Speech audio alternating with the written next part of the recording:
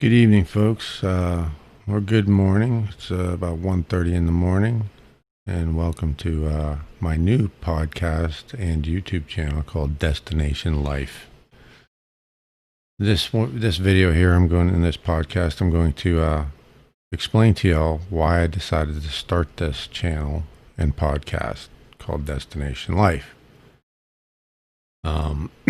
It's about my how I ended up being diagnosed with MS, how I came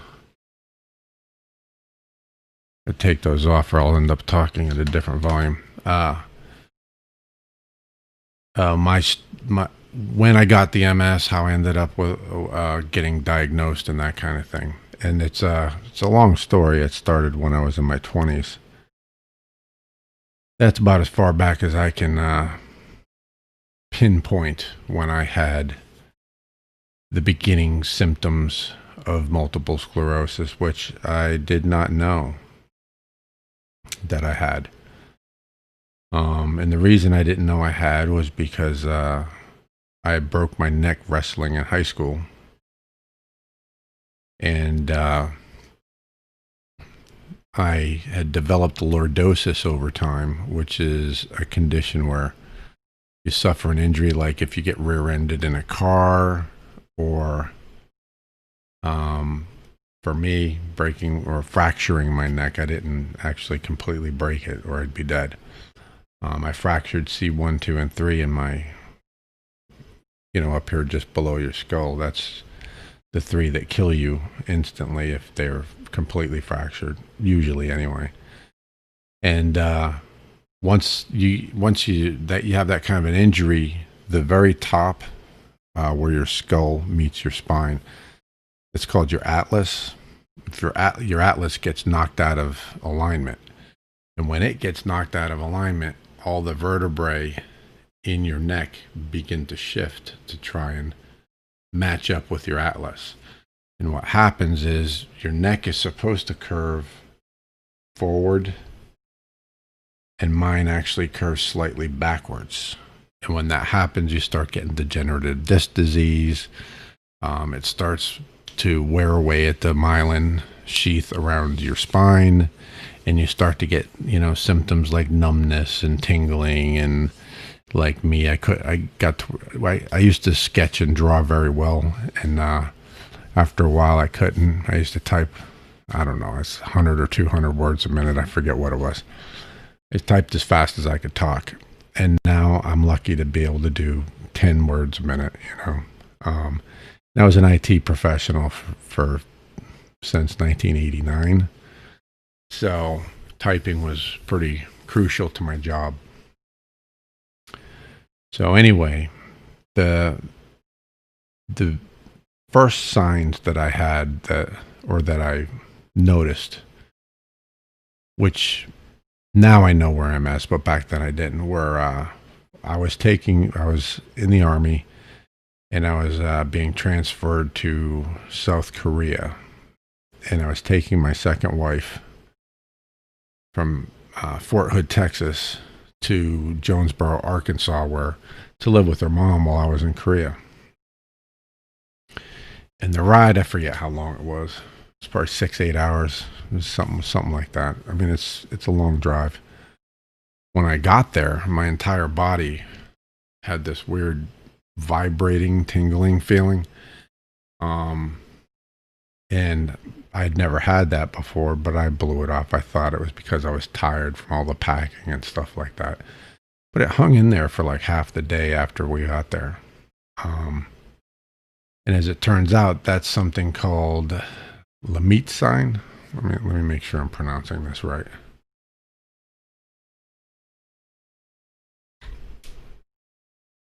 Lermite, yeah, it's pronounced Lermite sign, and generally, it's from when you tip your head down. If you feel like electricity running through your arms and legs and down your back, that's what it is. But for some reason, I just got it probably from sitting, in that driving position for so long.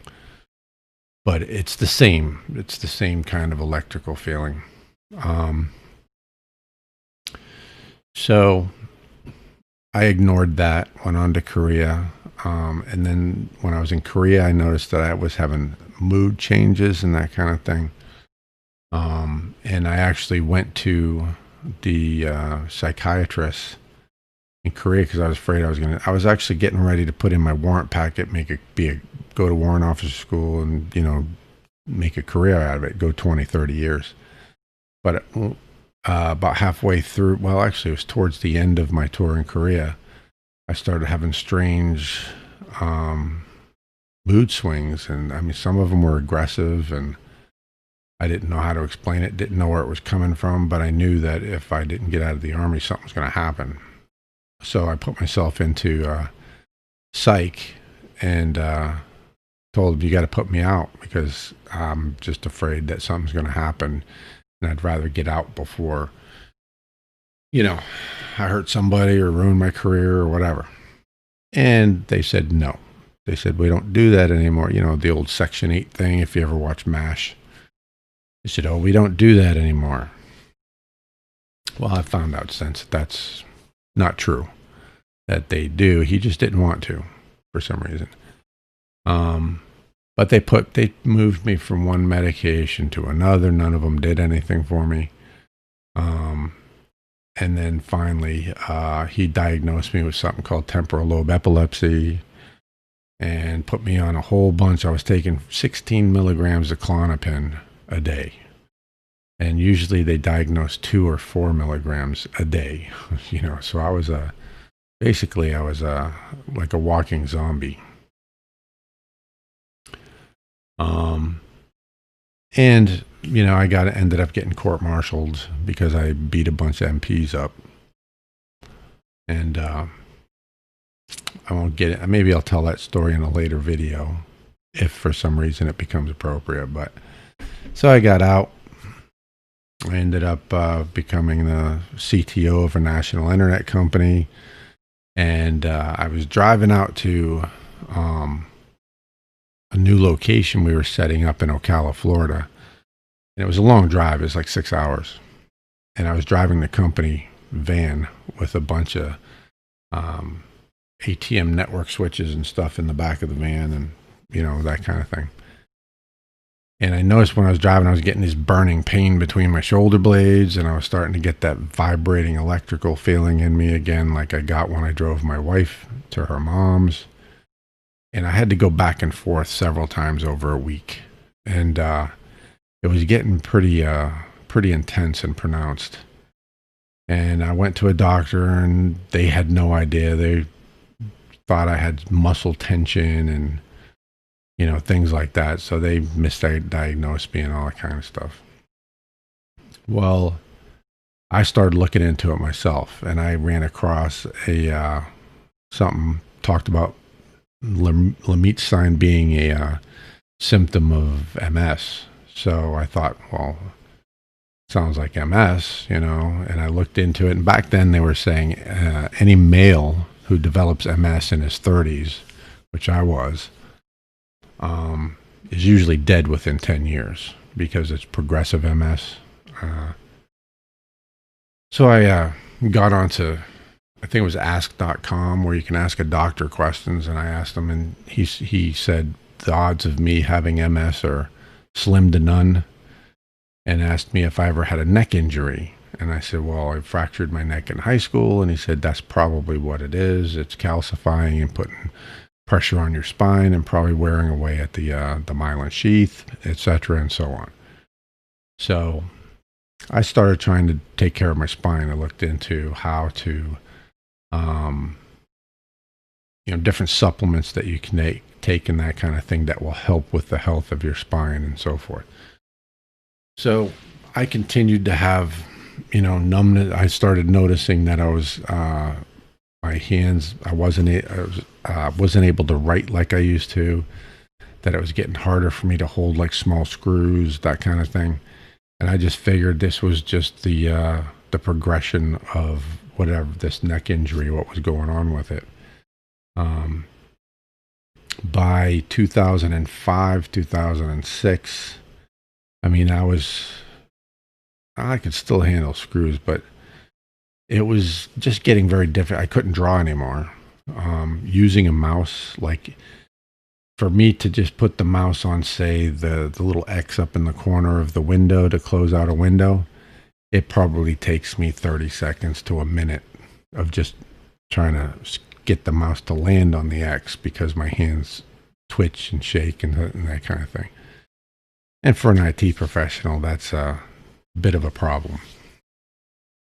So, then more time goes by. I've been to the doctors. I've been to the emergency room several times. One time I had hypertensive crisis where my blood pressure, I think, was like 180 over 140 or something like that. I was like, the guy thought I was going to die. I was at a chiropractor, and he sent me to the hospital. I went there, and the doctors checked me. Everything was fine. They thought that I guess they get people in there who cry wolf all the time, and so they were jumping on me about wasting their time in the emergency room and stuff like that. So, I blew it off. Now, mind you, since I was a teenager, since I've been an adult, in my adult life, I've only been to the doctor a handful of times. I can probably count up until, the MS thing, the diagnosis, which I'm about to get to.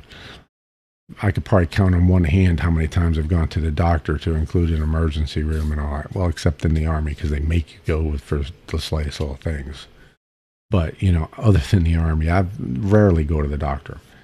So it wasn't like I was some kind of hypochondriac and I was, crying wolf and trying to get attention, whatever the heck it is they think I was trying to do. One guy was having this massive migraine hit me. And me and my sister had been out, we went out drinking and stuff together. And I all of a sudden got this massive migraine, made me sick. I couldn't even open my eyes because the light was just killing me. And I had her take me to the emergency room. That's how bad it was. And I went in there, and the guy asked me if I had ever suffered from depression. I was like, what the hell does that have to do with a migraine, So I got mad at him, and I just said, screw this. I'm done with it. I'm not dealing with this kind of crap, and I left. And the migraine had kind of eased up by that time, which, it's like you take your car to the shop, and the mechanic, I don't see what you're talking about, kind of thing. That's basically what happened. So, in a way, I kind of don't blame the doctor, but in a way, I do, because he should take his job a little more seriously and take care of people, because that was a symptom of MS. And even if, like he said, have you ever suffered from depression? That's a symptom of MS too, So, then more years go by, and I kind of, when I was in the Army, I lifted weights. I ran 10 mile. I could run 10. I didn't like to do it, but I ran 2 to 5 miles a day. And there were times when I'd run 10 miles, and lifted weights, and, inadvertently ate pretty good, I guess. But I had, low cholesterol, my blood pressure was on the low end. I was pretty healthy. Then when I got into IT, I was busy. I was always sitting at a computer. I gained a bunch of weight. And people would say, oh, you got to lose that weight. You got to lose that weight. And I said, well, I've got time to do that. I know how to do it, because when I was in the Army, I was in great shape. Well, it sneaks up on you. You don't realize it. And then the time goes by really fast. So when I hit my mid-40s, I started looking into getting back into shape, and realized when they said that it's not as easy as you get older, that's true. I noticed this is a lot harder than I thought. So I got real serious about it. Did a lot of research and that kind of thing. For years, I researched it. And then I got back into shape. I lost a bunch of weight, got back down to, I was actually in better shape than I was when I was in the, when I was in the Army, and when I got out of the Army, at least, And then I was working, I went from IT to working in a factory because I was interviewed by magazine. I was considered one of the best network engineers in the country there for a while. I'm not going to get into all that, but anyway, I was quite high up in the IT world as far as my position. I had probably the equivalent of a master's degree.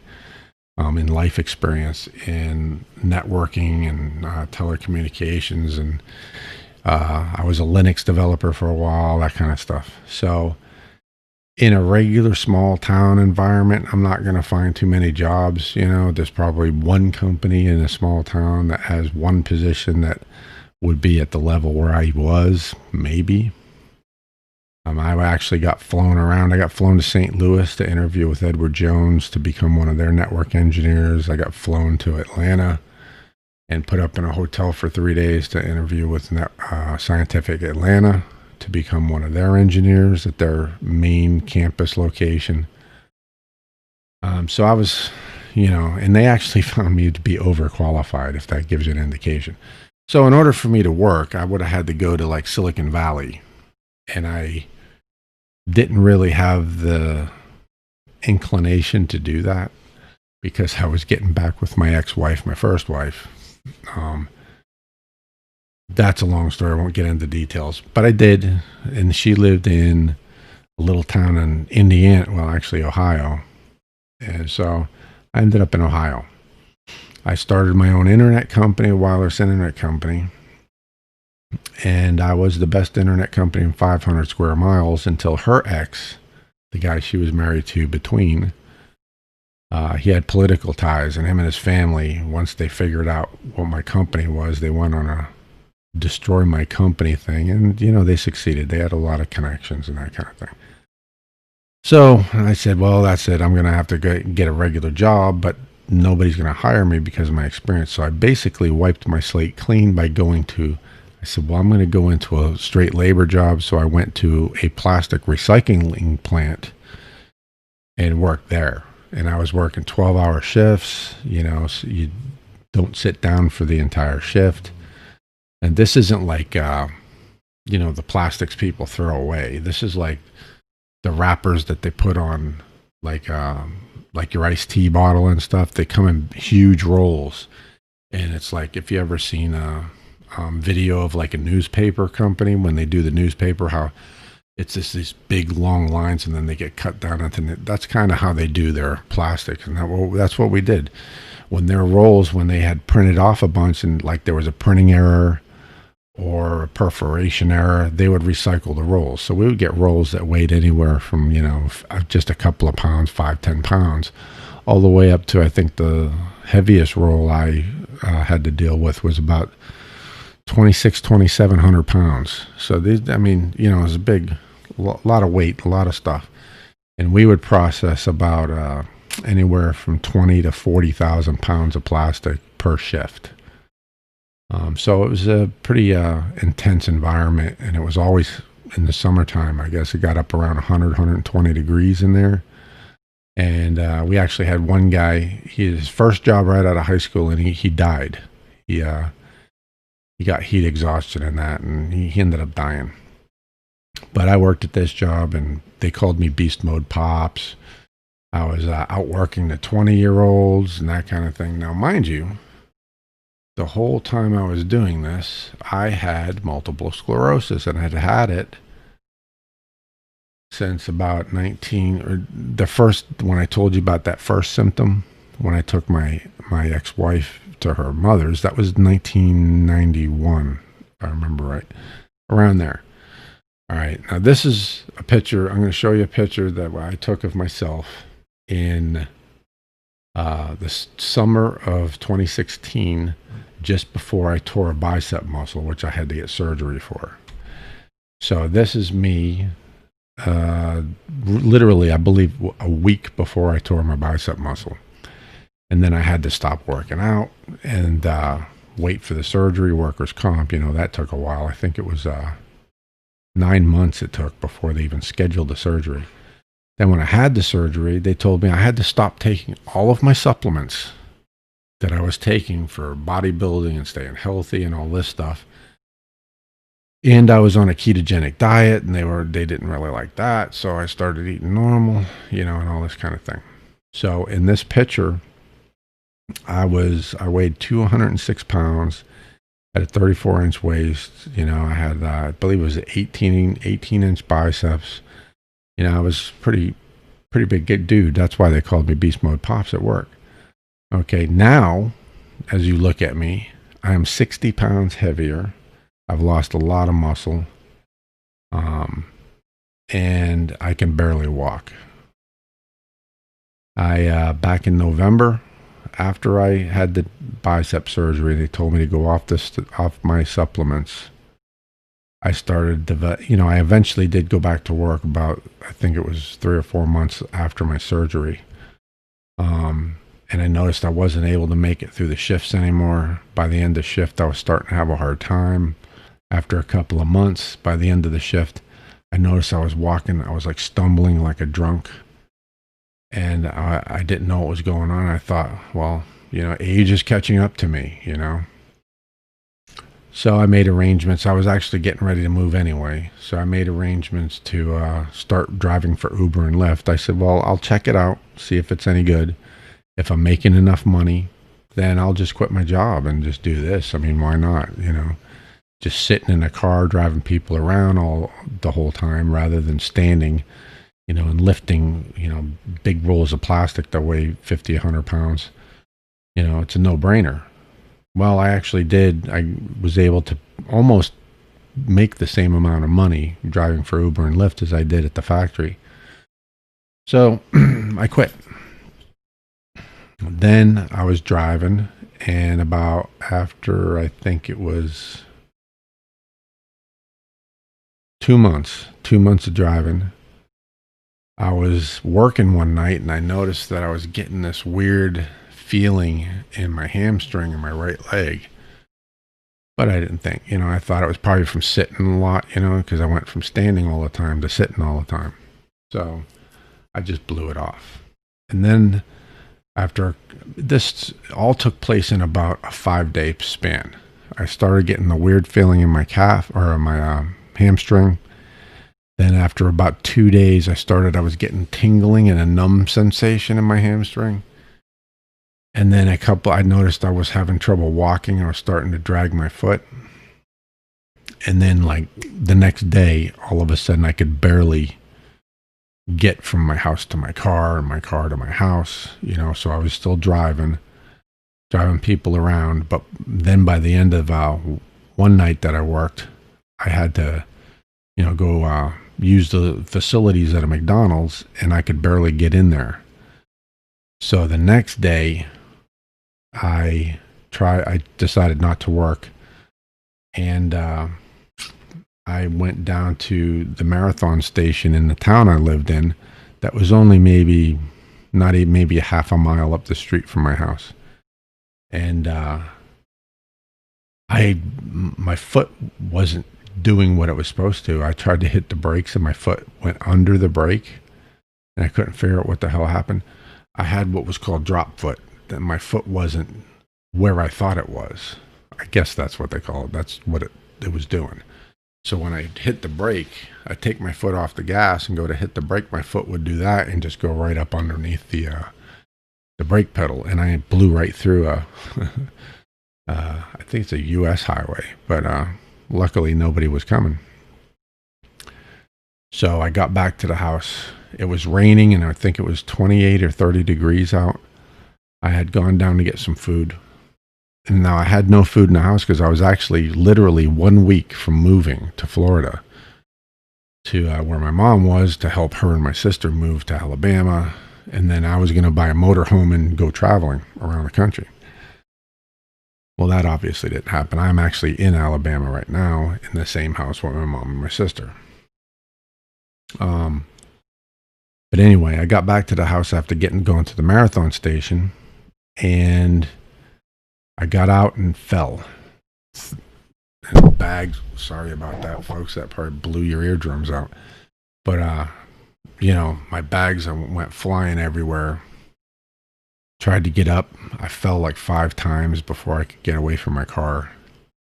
And I ended up dragging myself to my front door because I couldn't get up. And it took me probably 20 minutes to drag myself across my lawn to my front door and get myself up the stairs.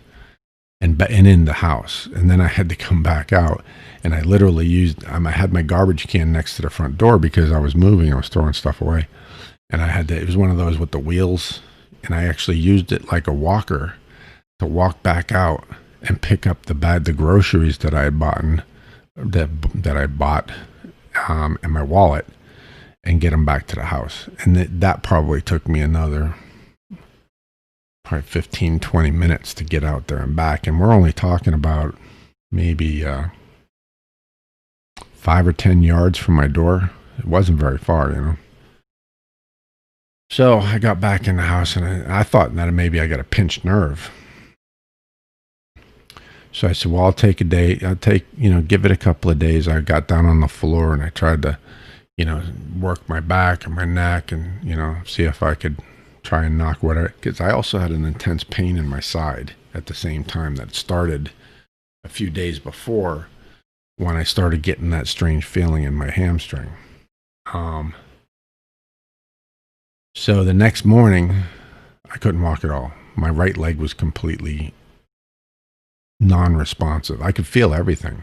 I mean, I didn't lose sensation in it at all, but it didn't do anything. If I tried to lift it, it just didn't move. If I tried to move my toes, they didn't move. If I tried to do this with my foot, it didn't move. And I was basically stuck on my floor. And then eventually I got my vacuum cleaner out, and I was using my vacuum cleaner as a crutch, as my right leg basically, and it was just dragging it along behind me. Of course, I fell so many times, and I had boxes and stuff everywhere, and at one point I fell on a bunch of glass and smashed it. And after a couple of days of that, I realized it wasn't getting any better. Not only that, but it seemed to be getting worse, because now I was getting a loss of sensation in my foot. It started in my like in my heel, like right in the center of my heel, and it started to spread. And I thought, well, so I called my father, who lives in Alabama. This is actually one of his properties that we live in, and asked him if he would be able to get up there, and he was, because he's retired. So he got in his truck and drove up there, and literally picked me up off the floor in my living room, and took me to the emergency room. And then within, I think, 10 minutes, the emergency room doctor said, "You have MS." I said, "That's not possible," because I had talked to that one doctor back in 1998, I think it was, who said it was slim to none chances. And she said, "Nope, I'm 99% positive you have MS." And they ended up giving me an MRI, and evidently my neck was riddled with lesions. I had some lesions in my brain, and the one that was causing me the problem at the time was a lesion. She said it was 3 vertebrae, so I'm assuming that's what's maybe 6 inches. I don't know how big a vertebrae is, but it sounds about right to me. Of my thoracic spine had a massive lesion on it. So they sent me straight into a hospital in Fort Wayne. This was actually in Ohio, but the nearest neurological hospital, well, there was 2 the same distance. One was in Lima and one was in Fort Wayne. And my ex-wife worked in a medical. She was HR in a hospital, basically, and she had lived there her whole life, other than when we were together in Florida and stuff. And told me, go to Fort Wayne, So I did, and I got there, and I was there for a month and a half. And while I was there, I saw several neurologists. They told me to not get my hopes up. It's quite possible I'll never walk again. And that kind of good news you want to hear. And then at one point they said, all right, they put me on Solumedrol for, I think it was 5 days, 6 days, something like that. And at the end of that, they said, we're transferring you to a rehab center, a rehab facility, whatever, at one of their other hospitals that was a few miles away in the southern part of the city. And we're going to put you in an intense rehab program, because I was starting to get my ability to walk back, and I was using a walker. kinda. I wasn't doing very well with it, but I was making progress. So they decided to put me in an intense rehab, inpatient rehab situation. Sent me down there. Well, down there, they ended up someone changed something, because instead of putting me in an intense rehab, they put me in a nursing home. And when I found myself in a nursing home, my grandmother got put in a nursing home in Florida, and the nursing home wouldn't let her out. Evidently, there was some law or something. And when my mother put her in there, the paperwork she signed to admit her to the nursing home gave them power of attorney over my grandmother, and she never got out again. Well, she did, but it took a lawyer. And it took a lawyer and her insurance refusing to pay anymore is what it took. So when I was in the nursing home, I got freaked out. I said, I'm going to be here, and this is it. I'm never going to get out, So I called I ended up getting into a fight with the hospital administrator, and I said, who gave you the right to change my neurologist's orders to put me in rehab by putting me in a nursing home? And they moved me immediately. So I think they got a little nervous, because I told them I was going to call the local news and that kind of thing, because they did. They decided to just change it, And I ended up finally got to rehab, and I spent a couple of weeks there. Got out, got all the shit out of my house. Well, excuse my language there. Got all the stuff out of my house and went to Alabama. And that's where I am. And I've made my neurologist appointment, which is April 30th. I got out of the hospital like a week before Christmas, and they said immediately go to a neurologist. I don't know what neurologists think immediately is, because they set my appointment like 4 months away. I don't get what's with these guys. I mean, he knows I have MS, and he schedules me 4 months away. I know they're busy and stuff, but you would think there would be some kind of prioritization for people who could die between now and the time that their 4 month later appointment is, or become bedridden or whatever. There's no telling what could happen to me between now and then. So, misdiagnosis after misdiagnosis. The army doctor should have diagnosed me with MS, because that's what was causing my mood swings and stuff, because I was having a MS attack in my brain. The emergency room doctors I went to when I was having hypertensive crisis, and I had AFib at one point where my heart was jumping around. I thought I was having a heart attack. Well, I actually don't know if that's a MS thing, but in any case, the hypertensive thing, that was an MS related thing. I also had vertigo at the same time as the hypertensive. I had vertigo, hypertension, and there was something else. What was it? Oh, my handwriting. I went from being able to write to, like, when you write, you put your hand on the paper and you just move your hand like that, right? Well, when I had this hypertensive attack and I try to write my name, and I'm trying to write my name like that, my fingers would just go up and down. No matter what I did, that was the only direction my fingers would move. So, I went to the hospital and they said I had to sign the thing to go into the emergency thing. And I went to sign it, and I just made an up and down squiggle. And she said, I need your signature, sir. And I said, that is it. She said, that's a squiggle. I said, I'm sorry, but that's all I can muster for you right now. I was like, what, are you kidding me? That's why I'm here, And there's a lot of explicatives I could add in there to show you just how strongly I felt about that stupid question or statement. But I'm trying to keep this podcast PG, so anyway, that's 35 minutes. That's kind of like just a broad overview of what happened. Basically, I'll give you what my thoughts are. The doctors were all at the hospital, the neurologist and the nurses and the doctors that I saw when I was hospitalized here a couple of months ago. They couldn't believe that I had gone so long and I've not been diagnosed. And I'm not in worse shape. Well, I am, but not like I should be, because without being treated for MS for all of this time, I should basically be in like a quadriplegic in a wheelchair, you know? And I chalk it up to the supplements I've been taking. And because they were geared towards treating or keeping my spine healthy because of what I thought was a spinal injury to my neck in high school, I inadvertently was treating the MS. And some of the supplements and things that I've been doing over the years are things that only here recently in the past 5 years or so, they've actually started treating MS patients with. So I have been for decades treating my MS without realizing it.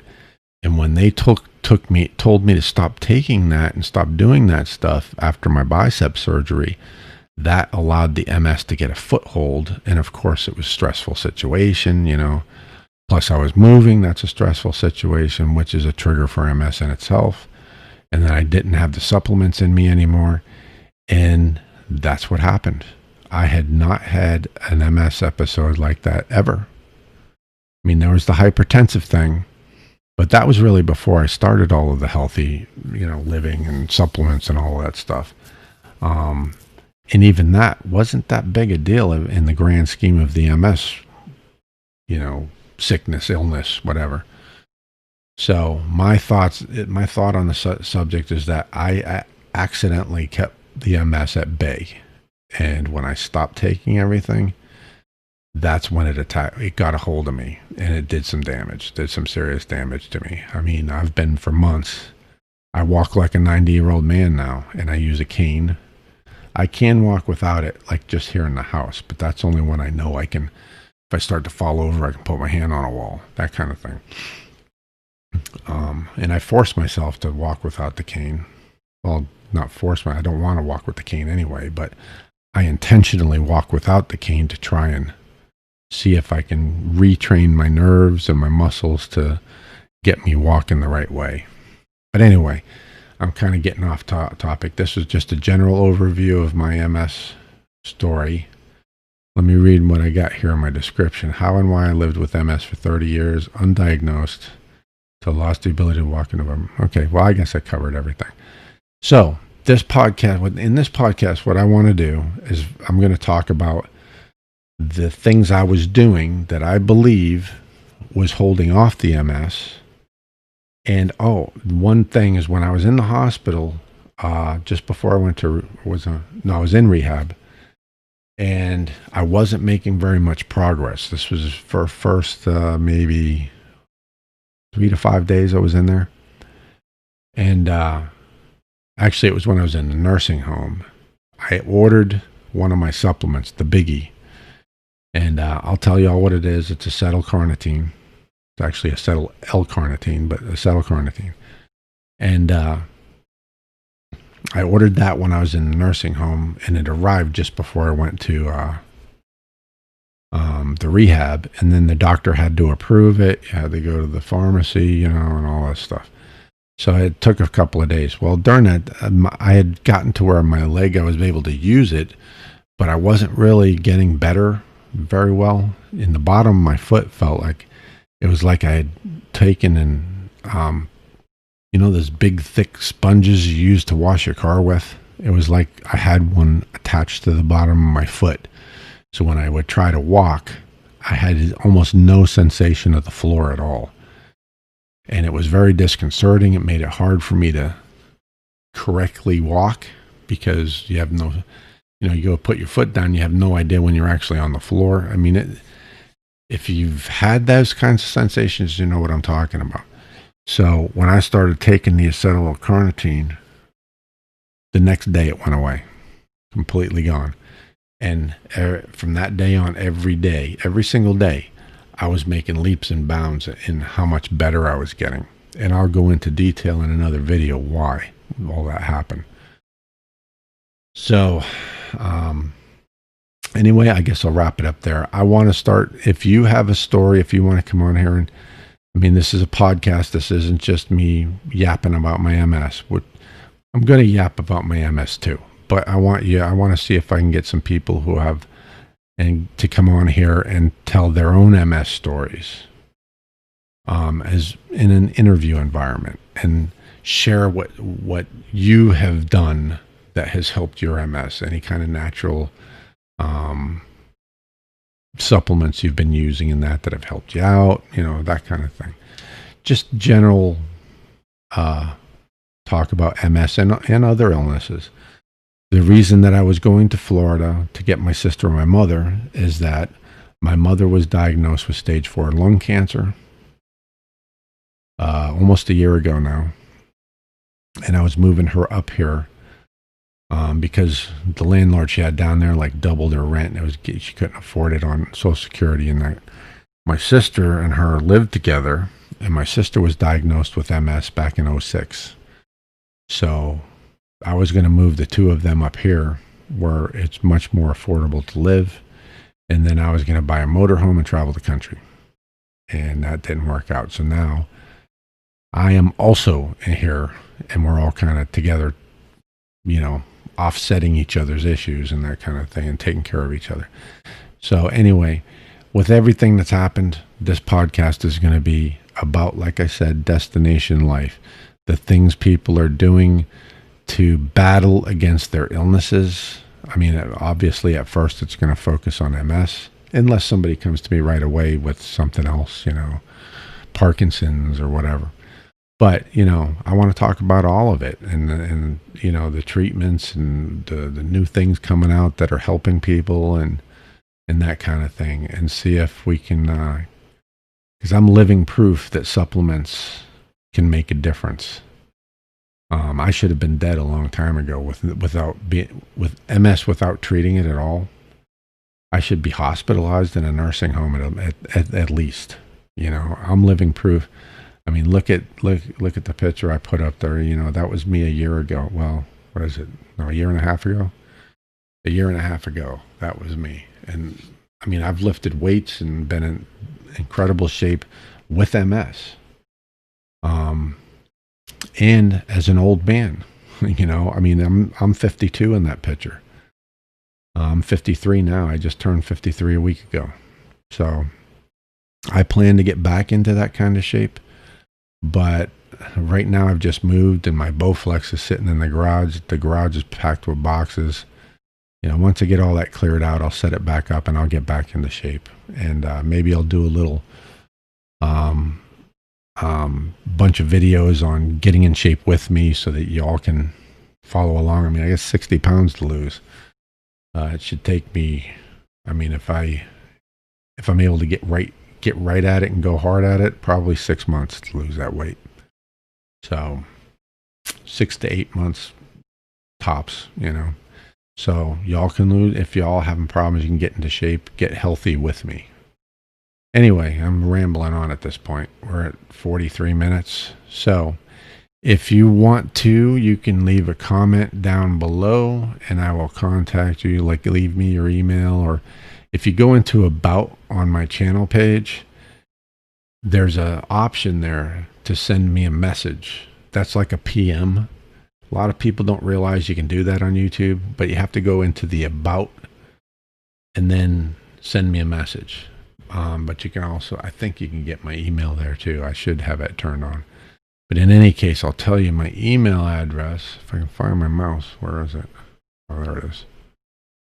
I know what it is, but I just want to make sure I read it so I got it perfect, because I just created this page. Of course, it's not there. innatespirit@gmail.com, and that's INN, the number 8, spirit@gmail.com. Send me an email, tell me a little bit about your story, and we'll get you on the show to talk about your experience with your particular illness. And I appreciate y'all coming by and watching this whole 44-minute video now. And until next time, y'all take it easy.